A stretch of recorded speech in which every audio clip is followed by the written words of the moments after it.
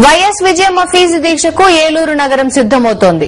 రేపు ఎల్లుండి జరగాల్సిన దీక్షను గ్రూప్ 4 పరీక్షల కారణంగా 13, 14 తేదీల్లో జరుపుతున్నారు. ఈ దీక్షకు పార్టీ నేతలు భారీగా ఏర్పాట్లు చేస్తున్నారు. దీక్షకు సంబంధించిన పోస్టర్ను ఏలూరులో ఎమ్మెల్యేలు బాలరాజు, ఆళ్ల నానిలు విడుదల చేశారు.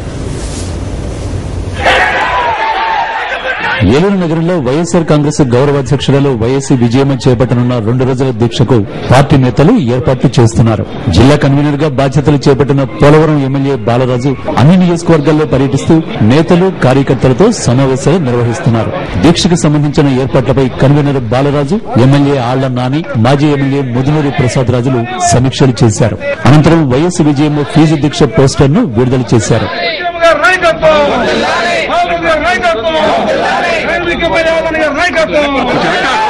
పేద విద్యార్థులందరికీ ఉపయోగపడే పథకంపై వైఎస్ విజయం చేస్తున్న దీక్షను అందరూ విజయవంతం చేయాలని జిల్లా కన్వీనర్ బాలరాజు కోరారు.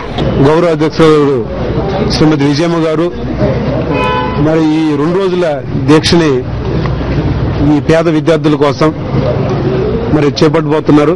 ఏలూరు కలెక్టరేట్ సమీపంలోని ఇండోర్ స్టేడియంలో జరిగే దీక్షకు భారీ సంఖ్యలో విద్యార్థులు, వారి తల్లిదండ్రులు, కార్యకర్తలు హాజరయ్యే అవకాశం ఉన్నందున తగిన ఏర్పాట్లు చేస్తున్నారు. ఈ నెల 13న ఉదయం 10 గంటలకు వైఎస్ విజయమ్మ దీక్ష ప్రారంభిస్తారని ఏలూరు ఎమ్మెల్యే ఆళ్ల నాని అన్నారు.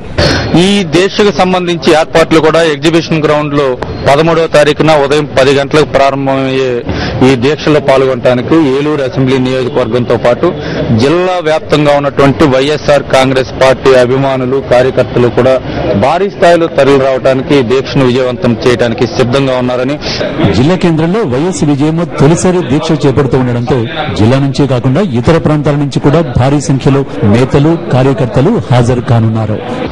ఏలూరులో ఈ నెల 13, 14వ తేదీలలో వైఎస్ విజయమ్మ ఫీజు పోరు దీక్షకు చకచకా ఏర్పాట్లు సాగుతున్నాయి.